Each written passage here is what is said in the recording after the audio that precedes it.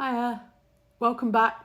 Welcome back to me, I guess, because I'm the one that's not posted in a long time, and I had decided almost that was going to be one of my New Year resolutions.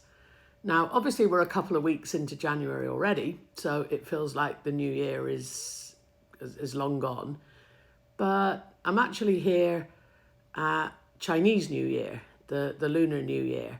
And you can see from the backdrop that I'm not at work or at home.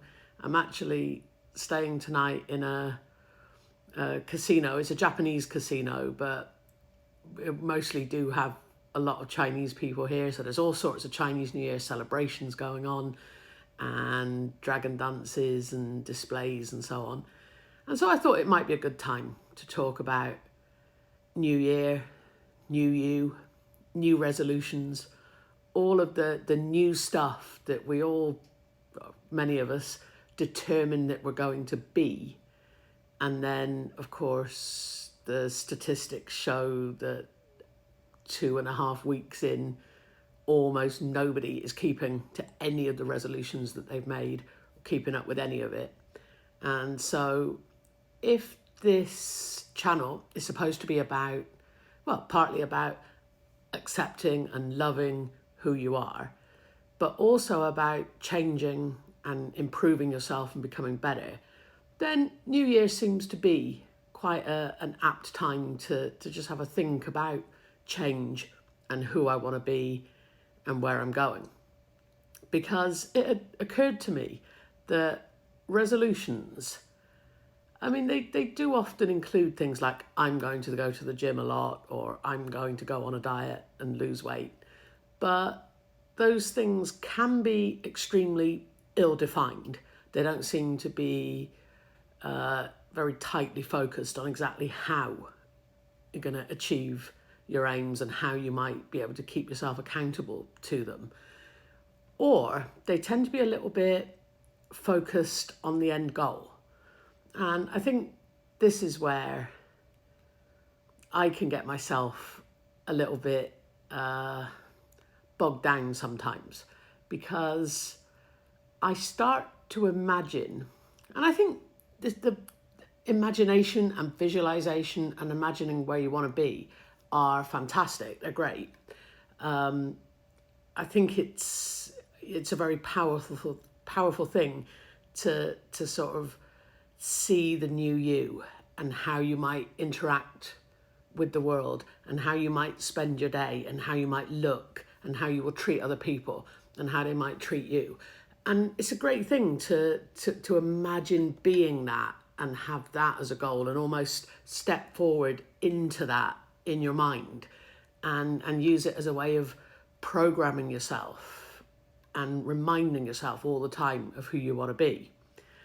But there is no doubt that with a lot of my all or nothing thinking, I can be a little bit too prone to setting this person up, this person that I want to be, this aspirational version of me, to be something that I'm not sure I really want to be. That doesn't make sense. So let me give some examples. Do I want to be the sort of person who has, a really toned, muscular physique with not much fat? Yeah, that'd be nice. I'd like that. Do I want to be the sort of person that's having to obsess about food all the time and completely control every calorie that goes in and count macros and count micronutrients and never have a bar of chocolate and never eat a donut? And the sort of person who has to do strength training in the gym followed by hours of cardio? I don't think I really want to be that person.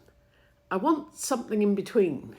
Sure, I want to be healthy, I want to be working out, I want to eat a well-balanced diet.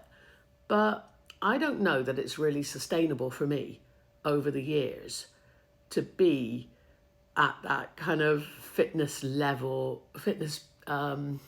sort of fitness model, weight training, obsessive level of controlling your life. I want an actual life. I want to be able to go to the occasional buffet at these hotels and enjoy food and enjoy exercise and not perhaps be so obsessed and ruled by it that it takes over my life. So that's what I mean about who it is that you want to be. It can't be too lofty. It can't be too detached from reality. There are compromises that come with all things. And if I am going to make healthy changes, I don't think I can do what I did last time. I've lost a lot of weight before. It was triggered initially by a bet. It was extremely motivational. I kept it going for a long time after the bet. And honestly, I never ate a thing that wasn't on my prescribed acceptable list of things to do. I exercised, I think, quite a ridiculous amount. I would walk to work, I would exercise at work, I'd take every opportunity all day to go up and down stairs, I'd exercise at the gym after work with a personal trainer, I'd go home, I'd jump in the swimming pool, and it was exciting and I was on a roll with it, but I could do it again, but I don't think I could do it for the next 20 years. And so, of course, when I failed and when the wheels came off a little bit and I started to enjoy a meal again or have a week without going to the gym, everything kind of escalated from there. And I ended up gaining an awful lot of weight and losing a lot of the conditioning. And I don't want to repeat past mistakes. So my New Year's resolutions this year, this lunar new year, this lucky year of the rat, my New Year's resolutions are going to be a little bit more well-defined, manageable, and less absolute, less obsessive. So I know that I want to be the sort of person who's mobile and healthy and reasonably flexible, and as I age, that I maintain a level of fitness that lets me enjoy physical activity and be comfortable and pain-free. I want to achieve a level of weight loss that puts me in a safer category so that I am not at risk for diabetes and for stroke and for heart disease and for cancer. I want to be that person. So that does mean being more disciplined about my food. It does mean keeping up with regular exercise. But it also, I think, for me means that the sustainability element of it is perhaps more key than the just jumping in and saying, this is it, I'm going to change. I'm going to be the new person, the new me, the best version of myself. You're probably not going to be the best version of myself. I just want to be the happiest and healthiest version of myself. And I think that I need to do that in a little bit of a more grown-up way than I've done in the past. So New Year's resolutions are being formulated, they're being written down. They're quite small. There's an element of maintaining things at the gym, but there's also adding in a little bit of cardio. And instead of going from 0 to hero, doing nothing, to going all out and then ending up burning out and not enjoying it and not sustaining it, what I'm trying to do is build it up really, really slowly. You know, bring in targets on a weekly basis, just adding little bits and adding to my routine. And I've got back into walking to work. So the exercise I'm pleased with, I'm doing well. Food's always going to be more of a struggle, I think, for me to stay on top of. So we've had our ups and downs there, but I'm so lucky that I have food made for me, which is whole food, plant-based, with no salt and oil and sugar. And so all I need to do now is really focus on again, I think it comes down to what I really want. Because I've got a bit of a tendency, if I'm tired, to just reach for a slice of vegan chocolate cake from Starbucks or a loaf of bread and just sit and watch YouTube and eat. And I don't really want to. It's just a bit on autopilot. It's a bit ill thought out. It's a bit automatic pilot, and there's not very much enjoyment there. And so I think with the food, it's a case of, if I really want something, I think I should have it. If I'm really, really craving some white bread, okay, I'll have it. I'll try and have it with a salad sandwich. I'll try and bulk up the meal with vegetables and fruit, but I'll have what I want. If I'm on a flight or at a party and I get offered a glass of champagne and I really, really want it, I'll drink it. So I think that's the key. Have what I really, really want when the opportunity presents itself or when I have the urge. But I think with food, it's got to be a case of not banning certain foods, not making them evil, not trying to be completely 100% pure and on target every second of the day.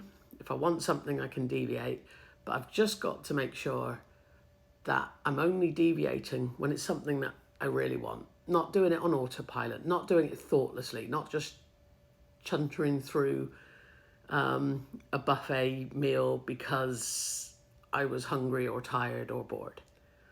So maybe some more on New Year's resolutions next time.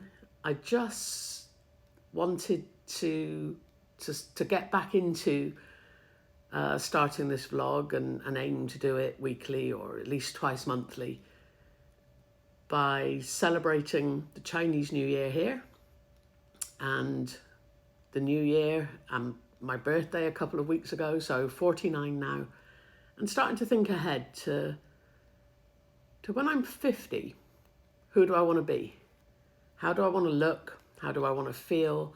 How do I want to move? What do I want to be doing with my life? And I want to make sure that I'm living the healthiest, happiest life that I can when I hit 50. Feels like a slightly arbitrary milestone, but something to aim for. And so it'll be interesting. I'll play this vlog back in a year's time when I'm at 50, and we'll take a look and see, did I get healthier? Did I get happier? Am I exercising? Am I actually back into my meditation and my yoga and all the things that I love to do that I've got a little bit lazy with? Because I know that that's the person that I want to be. I think that is the realistic best version of me. Maybe not the ultimate, superhuman version of me, but the good enough. The one that I want, the friendly, comfortable, happy, relaxed around food, relaxed around exercise, and relaxed around job and family and friends. That's what I'm aiming for at 50. Good luck with your New Year resolutions. I urge you to think not so much about this kind of fantastic, unrealistic version of yourself that you might want to be, but a realistic, achievable, practical version of yourself that you might want to be. And then I wish you all the best luck in the world for moving towards that this year. Happy New Year. Peace.